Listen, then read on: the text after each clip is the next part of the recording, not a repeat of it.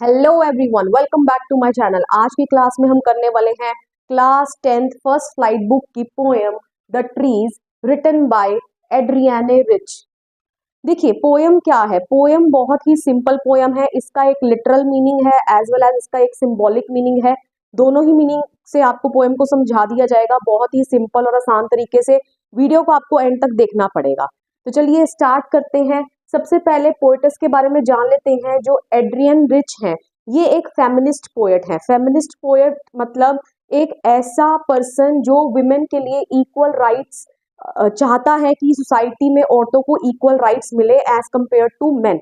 मतलब कि मेन के साथ उनकी बराबरी रहे। जो हक मेन को मिल रहे हैं वही हक औरतों को भी मिलने चाहिए। Okay, and she is a radical poet. Radical मतलब जो सोसाइटी में एक चेंज देखना चाहती हैं।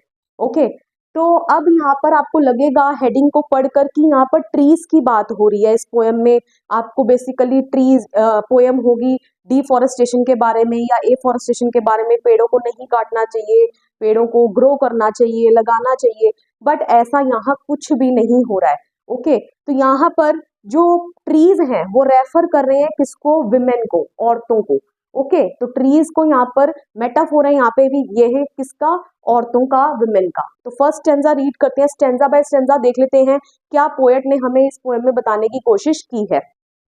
तो first stanza is the trees inside are moving out into the forest that was empty all these days where no bird could sit, no insect hide, no sun bury its feet in shadow, the forest that was empty all these nights will be full of trees by morning. Okay, तो देखिए यहाँ पर trees किसको बोला गया है? औरतों को बोला गया है, विमेन को बोला गया है। एंड यहाँ पर जो फॉरेस्ट है ये क्या है? सोसाइटी की बात की गई है। ओके, तो यहाँ पर क्या बोला जा रहा है कि जो ट्रीज हैं, देखिए आजकल मॉडर्नाइजेशन आ गया है। लोग बाहर तो ट्रीज को कट करते जा रहे हैं। क्यों? क्योंकि लैंड के ऊपर जो पॉपुलेशन का बर्डन आता जा रहा है, फैक्ट्री सेटअप करनी है। ओके, लैंड की रिक्वायरमेंट है घर बनाने के लिए, इंडस्ट्री सेटअप करने के लिए, तो पेड़ों को कहीं ना कहीं काटा जा रहा है। बट लोगों को ग्रीनरी भी बहुत पसंद है, तो उन्होंने जो ट्रीज हैं उनको कन्फाइन कर दिया, प्लांट्स को अपने घरों के अंदर। अब आपने आजकल एक ट्रेंड सुना होगा, टेरेस गार्डन का ट्रेंड चल गया है ना। घर की छतों पर गार्डन सा बना देते हैं। ओके, अगर किसी के पास टेरेस नहीं भी है तो आप उनकी बालकनी में देखोगे, बालकनी में आपको पूरे बकायदा लाइन से आपको हरियाली नजर आएगी, प्लांट्स नजर आएंगे। ओके, तो यहाँ पर यही बोला जा रहा है कि जो ट्रीज हैं जिनको इतने समय से घरों के अंदर कैद करके रखा हुआ है, वो अब ट्रीज क्या कर रहे हैं? Those trees are moving out into the forest. वो बाहर फॉरेस्ट में जाना चाह रहे हैं, जो उनका नेचुरल प्लेस है, ठीक है, जहां उनको होना चाहिए वो वहां जाना चाह रहे हैं। Okay, the forest that was empty all these nights. तो फॉरेस्ट, देखिए आप क्या फॉरेस्ट को इमेजिन कर सकते हैं बिना पेड़ों के? नहीं इमेजिन कर सकते। फॉरेस्ट की कोई वर्थ ही नहीं है, ठीक है। फॉरेस्ट वर्ड का कोई अस्तित्व ही नहीं रह जाएगा अगर मैं बोलूं कि उस फॉरेस्ट में ट्रीज ही नहीं है। तो ये बोल रहे कि इतने समय से जो फॉरेस्ट था वो एम्प्टी था। अगर वो फॉरेस्ट एम्प्टी था तो वहां पर ये सारी एक्टिविटीज नहीं हो पा रही थी। क्या क्या नहीं हो पा रहा था? Where no bird could sit. जब फॉरेस्ट में पेड़ ही नहीं होंगे तो बर्ड्स कहाँ बैठेंगे? ठीक है, कोई बर्ड नहीं बैठ पा रहे थे। No insect hide. देखिए इंसेक्ट अपने आप को हाइड कर लेते हैं पेड़ की रूट्स में, है ना, लीव्स के ऊपर, ब्रांचेस में। तो यहाँ पर कोई इंसेक्ट अपने आप को हाइड नहीं कर पा रहा है। Okay, no sun bury its feet in shadow। देखिए इसका क्या मतलब है? सन फीट का, यहाँ पर सन फीट किसको रेफर किया गया है? Sun feet means sun rays that fall on the earth. जो सन की किरणें धरती पर पड़ती हैं उसको यहाँ पर सन फीट बोला गया है। अब यहाँ पर क्या बोला जा रहा है? No sun bury। bury मतलब होता है हाइड करना, किसी को दफना देना। जब आप किसी को दफना दोगे तो वो क्या हो जाएगा? हाइड हो जाएगा, किसी को नजर नहीं आएगा। तो यहाँ पर no sun bury its feet in shadow का क्या मतलब है कि इन अ ट्रीलेस फॉरेस्ट, जब मान लो एक ऐसा फॉरेस्ट है जहां पर कोई पेड़ ही नहीं है, तो sun rays fall directly on the ground. तो वहां पर जो सन रेज है वो सीधा ग्राउंड के ऊपर पड़ेंगी, ठीक है। सन रेज सीधा कहाँ पहुंच जाएंगी? अर्थ के ऊपर पड़ जाएंगी। लेकिन same sun rays hide themselves in a forest full of trees in the form of shadow. लेकिन वही सन रेज अपने आप को हाइड कर लेती हैं, छुपा लेती हैं एक ऐसे फॉरेस्ट में जो भरा हुआ है किसके साथ? पेड़ों के साथ। ओके, कैसे छुपा लेती हैं? क्योंकि अब सन रेज किसके ऊपर पड़ेंगी? ट्रीज के ऊपर पड़ेंगी।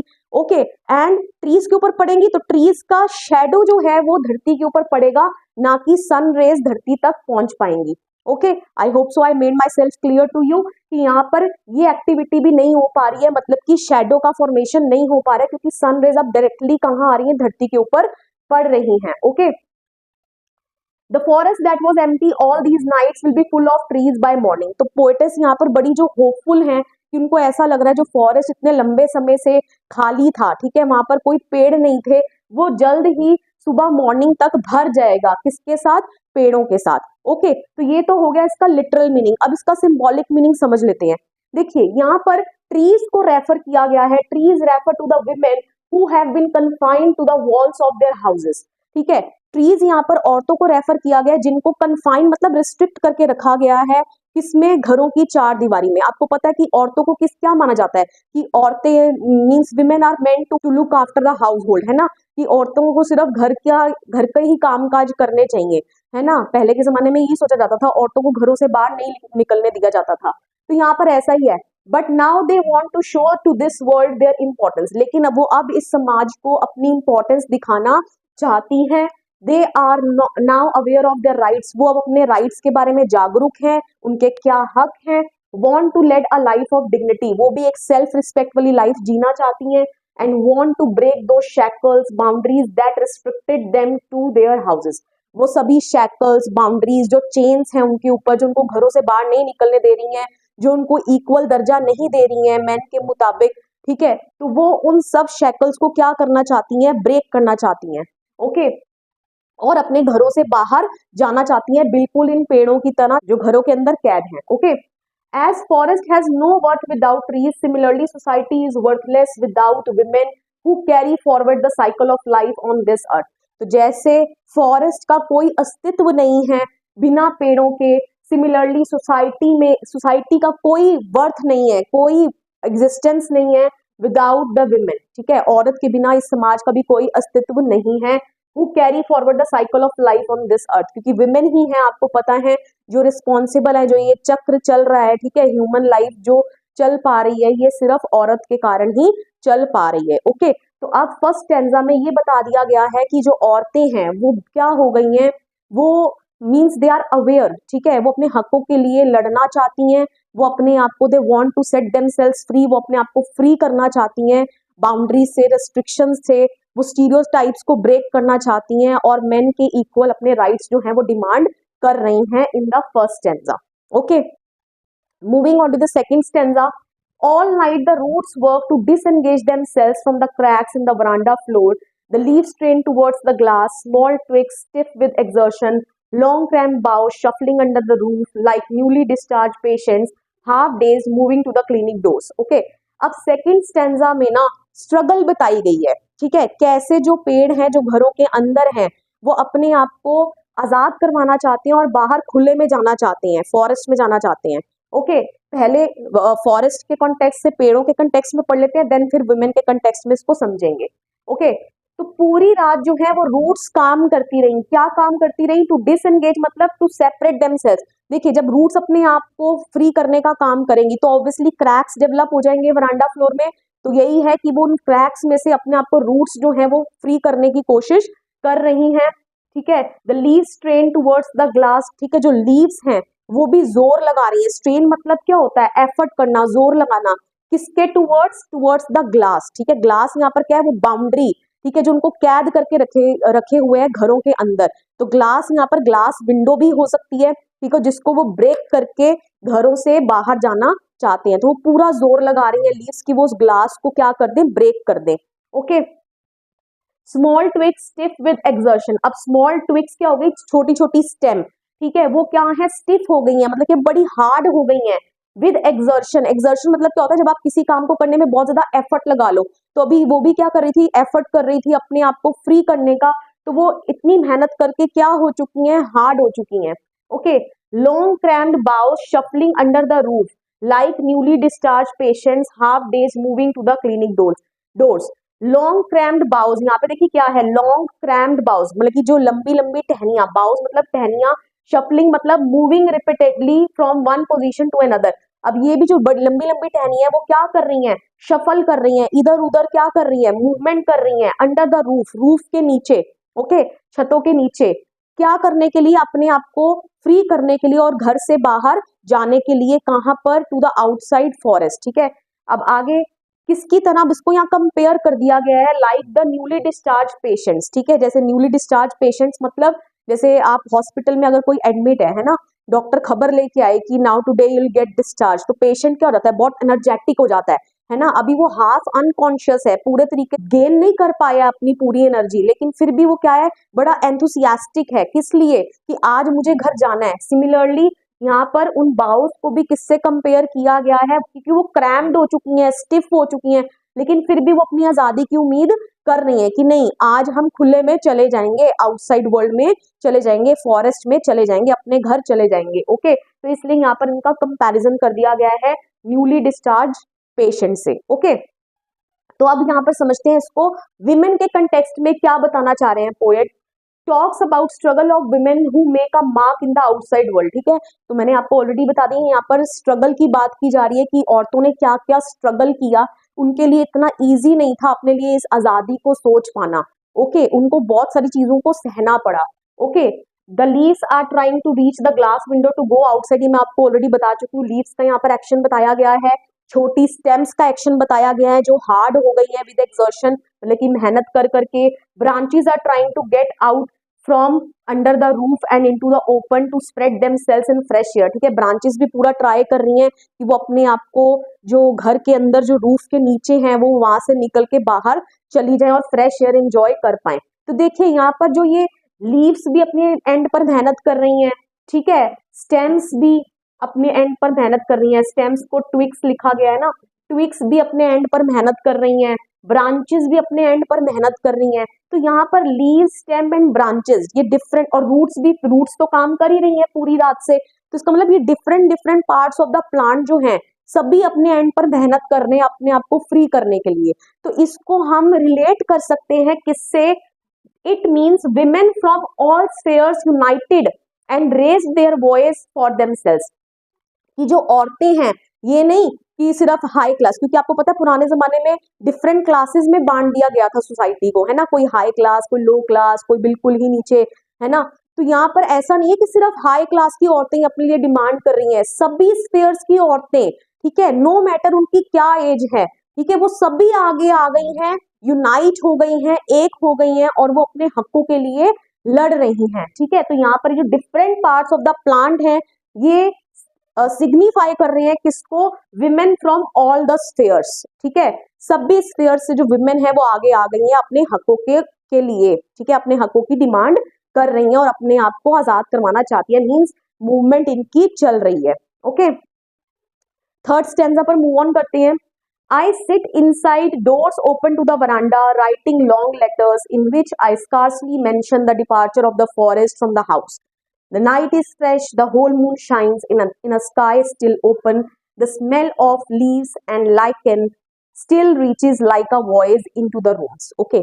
अब देखिए यहाँ पर फर्स्ट टाइम पोएटिस अपने आप को इंट्रोड्यूस कर रही है पोएम में, और वो क्या बोल रही है कि मैं बैठी हूँ इनसाइड, ठीक है, मैं अपने घर में बैठी हूँ, ठीक है, doors open to the veranda, और मेरे सामने डोर्स खुले हुए हैं और सामने ही क्या है, वरांडा है, जहां पर वो ये जो मूवमेंट हो रहा है किसका, पेड़ों का, कहां से, from inside the house to the outside forest. ठीक है, तो वो बोल रही है कि मैं ये सब कुछ देख पा रही हूँ, महसूस कर पा रही हूँ, एंड मैं उस वक्त क्या कर रही हूँ, मैं लॉन्ग लेटर्स लिख रही हूँ जिनके अंदर मैंने बिल्कुल भी ये जो डिपार्चर हो रहा है फॉरेस्ट का घरों से, ठीक है, मैंने इसके बारे में बिल्कुल भी नहीं लिखा। ठीक है, तो पोएट क्यों ऐसा कह रही है कि वो अपनी लॉन्ग लेटर्स में जो डिपार्चर हो रहा है, ठीक है, घरों में से फॉरेस्ट का बाहर की दुनिया में, मतलब कि जो डिपार्चर हो रहा है औरतों का, जो स्ट्रगल चल रही है औरतों की, जो बाहर आउटसाइड वर्ल्ड में जाने के लिए, सोसाइटी में अपनी जगह बनाने के लिए, तो इसके बारे में उन्होंने क्यों नहीं मेंशन किया अपनी लॉन्ग लेटर्स में, because the poet thinks that nobody would be interested in knowing about the efforts that the trees, मतलब कि women are making in order to set themselves free. क्योंकि आपको पता है कि पहले के जमाने में मेल डोमिनेटेड सोसाइटी हुआ करती थी, मेल कभी नहीं चाहते थे कि औरतों को फ्रीडम मिले। तो पोएटेस इसीलिए कह रही है कि वो देख तो रही हैं कि घरों में से जो फॉरेस्ट है वो बाहर जा रहा है टू द आउटसाइड वर्ल्ड, ठीक है, मतलब कि प्लांट्स जो है वो बाहर जा रहे हैं अपनी सोसाइटी में, मतलब कि औरतें जो है वो बाहर जा रही हैं, लेकिन वो इसके बारे में लिख नहीं रही हैं। क्यों नहीं लिख रही हैं? क्योंकि उस मेल डोमिनेटेड सोसाइटी में उनको नहीं लग रहा कि कोई भी इंटरेस्टेड होगा ये जानने में कि क्या एफर्ट्स औरतें लगा रही हैं या वो ट्रीज कर रहे हैं मूव होने में from inside the house to the outside world. ठीक है, ऐसी औरतें क्या मेहनत कर रही हैं अपने आप को फ्री करने में, इन शैकल से छुड़ाने में, ठीक है, इन स्टीरियोटाइप्स को ब्रेक करने में और सोसाइटी में अपनी जगह बनाने के लिए। तो उनको लग रहा है कोई भी इंटरेस्टेड नहीं होगा। ओके, अब वो थोड़ा नाइट को डिस्क्राइब कर रही हैं क्योंकि वो बड़ी आशावादी हैं, यहाँ पे वो बड़ी होपफुल हैं। तो वो क्या बता रही है, the night is fresh, night उनको बड़ी फ्रेश नजर आ रही है। द होल मून शाइन्स, ठीक है, उस रात में जो होल मून है, पूरा मून शाइन करता नजर आ रहा है उनको। ठीक है, means the moon is enhancing the night skies beauty, ठीक है ना, रात के जो स्काई की ब्यूटी है उसको इनहैंस कर रहा है मून अपनी प्रेजेंस से। Okay, it means the smell of leaves and lichen still reaches like a voice into the rooms. ठीक है, जो स्मेल है, जो खुशबू है, किसकी, लीव्स की, लाइकन की। लाइकन क्या होता है, crusty patches on the tree trunks due to fungus. ठीक है, मैं यहाँ फोटो भी लगा दूंगी, ये आप देख सकते हैं, ये लाइकन होते हैं। ठीक है, तो इनकी स्मेल उनके कानों तक पहुंच रही है। ठीक है, लाइक अ वॉइस, ठीक है, आवाजों की तरह। इनटू द रूम्स, ठीक है, इनटू द रूम्स मतलब यहाँ है, देखिए पोएट तो खुद एक कमरे में बैठी है, लेकिन यहाँ पर इनटू द रूम्स क्यों लिखा है, क्योंकि पोएटेस यहाँ ये बताना चाह रही है, means the whole society knows that a change is going to take place. मतलब कि पूरी सोसाइटी, जो मेल डोमिनेटेड सोसाइटी है, ये जानती है कि एक चेंज आने वाला है। वुमेन क्या कर रही हैं, फाइट कर रही हैं, आवाज उठा रही हैं, बहुत जल्दी उनको उनके राइट्स मिल जाएंगे। ओके, तो ये आवाजें पूरी सोसाइटी जानती है। ओके, फोर्थ स्टैंजा पर मूव ऑन करते हैं। My head is full of whispers which tomorrow will be silent, listen the glass is breaking, the trees are stumbling forward in to the night, winds rush to meet them, the moon is broken like a mirror, its pieces flash now in the crown of the tallest oak. Okay, अब my head is full of whisper, my head मतलब यहाँ पर poet हो गई। ठीक है, my head is full of whispers, whisper का मतलब क्या होता है, फुसफुसाना, मतलब कि आपस में जब लोग बातें कर रहे हैं। ओके, तो यहाँ पर क्या है कि people are talking about the struggle of women for their freedom. ठीक है, जो मेल डोमिनेटेड सोसाइटी है, समाज में बहुत कानाफूसी चल रही है, बहुत बातें चल रही हैं, उनको विमेन को सप्रेस करने की कोशिश की जा रही है, दबाने की कोशिश की जा रही है कि ये अपने जो इनको राइट्स ना मिले। ठीक है, लेकिन वो क्या बोल रही है, पोएट बोल रही है, मुझे सारी जो ये फुसफुसाहट है, जो लोग आपस में बातें कर रहे हैं, सब मुझे सुनाई दे रही है। ठीक है, मेरा हेड फुल है इन विस्पर्स के साथ, लेकिन ये कल तक साइलेंट हो जाएंगी, कल तक शांत हो जाएंगी। क्यों? क्योंकि कल औरतों को उनके हक मिल जाएंगे, कल तक औरतें आजाद हो जाएंगी। Okay, they want to suppress them but it is useless as the women have succeeded in breaking the boundaries and set themselves free। लेकिन women जो है पूरी क्या हो गई है, सक्सेसफुल हो गई हैं उन बाउंड्रीज को ब्रेक करने में, क्योंकि लिखा ना यहाँ पे लिसन, तो पोएटेस चाह रही है कि आप सब सुने। ठीक है, जो इस पोएम को पढ़ रहे हैं क्या सुने, the glass is breaking, the glass मतलब यहाँ पर वो जो बाउंड्रीज हैं, रिस्ट्रिक्शंस हैं औरतों के ऊपर, वो औरतों ने ब्रेक कर दी हैं। ठीक है, एंड वो अब क्या हो गई हैं, फ्री हो गई हैं। Okay, clear, the trees are stumbling forward into the night, trees यहाँ पर क्या हो गए, औरतें हो गई है ना, वुमेन को बोला गया है ट्रीज, तो ट्रीज आर स्टम्बलिंग मतलब क्या होता है, लड़खड़ाते हुए चलना, है ना, कि चांसेस है कि आप गिर भी जाओ। Okay, forward into the night मतलब कि यहाँ पर since they have been oppressed so far they are not making a steady rise rather it is a slow one with them stumbling. मतलब कि औरतों को काफी लंबे समय से क्या किया जा रहा है, ऑप्रेस करके रखा जा रहा है, दबा कर रखा जा रहा है। ठीक है, अब उन्होंने अपने लिए आवाज तो उठाई है, वो एकदम से, जो कहते हैं ना एकदम से राइज करना, ठीक है, वो वैसा राइज तो नहीं कर पा रही है, लेकिन उनकी जो मूवमेंट है, जो उन्होंने अब आवाज उठानी शुरू की है, ठीक है, उसमें स्लो स्लो धीरे धीरे वो क्या हो रही है, आगे बढ़ रही है, बीच में उनको स्टम्बल भी करना पड़ रहा है। ठीक है, कहने का मतलब बहुत एफर्ट्स भी लगाने पड़ रहे हैं। ठीक है, गिरते गिरते अपने आप को बचाना भी पड़ रहा है। ओके, तो कहने का मतलब उनकी स्ट्रगल इतनी आसान नहीं है। Okay, winds rush to meet them, ठीक है, सोसाइटी उनका वेलकम कर रही है, बहुत सारे लोग सोसाइटी में ऐसे भी होंगे जो चाहते होंगे कि उनको उनके हक मिले। Okay, the moon is broken like a mirror, its pieces flash now in the crown of the tallest oak. ठीक है, अभी जो मून था, अभी उन्होंने क्या बोला यहाँ पे इस स्टैंजा में, द होल मून शाइन्स, पूरा मून जो है वो शाइन करते नजर आ रहा है, पिक्चर में यहाँ लगा दूंगी। लेकिन इस स्टैंजा में वो क्या बोल रही है कि अब जो ये मून की व्यू है, ये क्या हो गई है, मून जो है वो पीसेस में ब्रेक हो गया है, फ्लैश कर रहा है, चमक तो रहा है लेकिन पीसेस में चमक रहा है। क्यों? क्योंकि जो टॉलेस्ट ओक है ये इस मून के आगे आ गया है।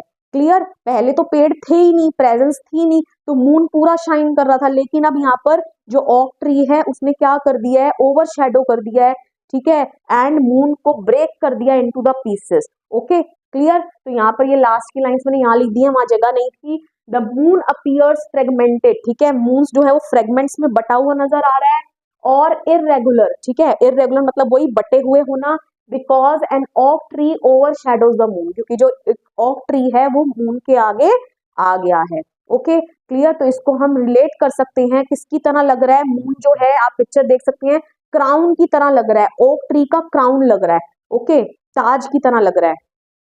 ओके तो यहाँ पर कहने का मतलब क्या है कि जो औरतें हैं उन्होंने भी सोसाइटी में क्या करी है, जो अपने लिए जो आवाज उठाई, ये बेकार नहीं गई। क्यों? क्योंकि अब आप औरतों को देख सकते हो कि हर एक स्फीयर में औरतें जो हैं वो जा रही हैं, ठीक है, पार्टिसिपेट कर रही हैं और अपने लिए जगह बना रही हैं, ठीक है, तो वो उनकी जो ये स्ट्रगल थी वो एक ताज की तरह है, ठीक है, कि उन्होंने अपने लिए जो आवाज उठाई, जो मेहनत करी, तो उनको उनका जो फल है वो मिल गया है। ओके क्लियर, आई होप सो अब आपको पैरा वाइज पूरी जो पोएम है वो क्लियर हो गई है, कहीं कोई डाउट नहीं रह गया है। अब हम फटाफट से कर लेते हैं इस पोएम में यूज होने वाली पोएटिक डिवाइसेस, पोएट ने कौन कौन सी पोएटिक डिवाइसेस का यूज किया है। Okay first one is personification. देखिए पर्सोनिफिकेशन मतलब जब किसी नॉन लिविंग थिंग को ऐसे करेक्टर दे दिए जाएं जो किसी पर्सन से रिलेटेड हो। जैसे देखिए यहाँ क्या है, नो सन बरी इट्स फीट, क्या सन के पैर होते हैं? नहीं होती हैं, ह्यूमंस के पैर होते हैं, तो इसका मतलब यहाँ पर क्या इस्तेमाल हो गया है, personification. In the second stanza small twigs stiff with exertion, मतलब कि स्मॉल ट्विक्स क्या कर रही है, मेहनत कर रही है, एफर्ट कर रही है, एफर्ट करना किसका काम होता है, इंसानों का काम होता है। लॉन्ग क्रैम्ड बाउ शफलिंग, शफलिंग मतलब मूव कर रही है अंडर द रूफ, ठीक है, मूव करना किसका काम है, इंसानों का काम है, पर्सन्स का काम है, तो इन टू लाइंस में भी क्या लग रहा है आपका, पर्सोनिफिकेशन। ओके नेक्स्ट हमारी पोएटिक डिवाइस देख लेते हैं, दैट इज सिमिली। सिमिली मतलब पता है आपको, जब हम लाइक वर्ड यूज करके या एज वर्ड यूज करके कंपैरिजन करते हैं दो चीजों में, तो यहाँ पर देखिए साफ साफ लिखा है लॉन्ग क्रैम बाउ shuffling under the roof like newly discharged patients, तो लाइक वर्ड यूज हो गया, यहाँ पे क्या यूज हो गई, सिमिली यूज हो गई। Similarly in the last paragraph fourth में भी आप देखेंगे यहाँ लिखा हुआ है the moon is broken like a mirror, ठीक है, लाइक अ मिरर यूज हो गया, तो अगेन यहाँ पर क्या यूज हो गई, सिमिली यूज हो गई। ओके नेक्स्ट देख लेते हैं, हमारी नेक्स्ट पोएटिक डिवाइस यूज हो रही है यहाँ पे एनाफोरा। एनाफोरा क्या होता है, जब आपकी दो लाइन की बिगनिंग सेम वर्ड से हो। देखिए ये वाली लाइन किससे स्टार्ट हो रही है, नो से, नेक्स्ट लाइन कहाँ से स्टार्ट हो रही है, नो से स्टार्ट हो रही है, तो दोनों की बिगनिंग सेम वर्ड से हो गई, तो यहाँ पर क्या हो गया, यूज एनाफोरा। ओके नेक्स्ट हम कर लेते हैं, नेक्स्ट आपकी यूज हो रही है एलिट्रेशन। एलिट्रेशन आपको पता है जब एक ही लाइन में कॉन्सोनेंट साउंड जो है रिपीट होती है, ठीक है, इन द इनिशियल लेटर्स, ठीक है, स्टार्टिंग के लेटर्स में, जैसे ये कहाँ है, लॉन्ग लेटर्स, ला ला साउंड जो है वो रिपीट हो रही है। Okay in the same manner forest from, फा फा साउंड रिपीट हो रही है, स्काई स्टिल, सा सा साउंड रिपीट हो रही है, leaves and lichen, la la sound again repeat हो रही है, ठीक है, तो इसको बोलते हैं हम क्या, एलिट्रेशन। यहाँ पर किसका इस्तेमाल हो रहा है, एलिट्रेशन का इस्तेमाल हो रहा है। आई होप सो यही सारी बस पोएटिक डिवाइसेस आपकी यहाँ पर यूज हो रही हैं। लास्ट अगर आप कहें तो इंजैबमेंट हर एक स्टेंजा में लग रही है। इंजैबमेंट मैंने आपको बताया था, देखिए यहाँ जैसे कोई फुल स्टॉप नहीं है, कोई पंक्चुएशन मार्क नहीं है, यहाँ पर भी नहीं है, यहाँ पर भी नहीं है, यहाँ पर भी नहीं है, यहाँ पर भी नहीं है, देन लास्ट लाइन में जाके एक फुल स्टॉप लगा हुआ है, तो इसका मतलब हर एक लाइन से आइडिया शिफ्ट हो रहा है, ट्रांसफर हो रहा है to the next line, and last की लाइन में जाके फुल स्टॉप लगा है, ठीक है, तो इसका मतलब यहाँ पर क्या यूज हो रहा है, एंजैबमेंट का यूज हो रहा है। ओके राइम स्कीम की पर्टिकुलर बात करें तो कहीं पर भी एक पर्टिकुलर राइम स्कीम यहाँ पर फॉलो नहीं की गई है, पोएम जो है वो फ्री वर्ड्स में लिखी गई है। ओके आई होप सो अब आपको पूरी पोएम जो है वो क्लियर हो गई है। With this I come to end of this video. Video पसंद आया, वीडियो को लाइक करिए, शेयर करिए, कमेंट करके बताइए वीडियो आपको कैसा लगा, and please don't forget to subscribe my channel. मिलेंगे नेक्स्ट वीडियो में, टिल देन बाय बाय।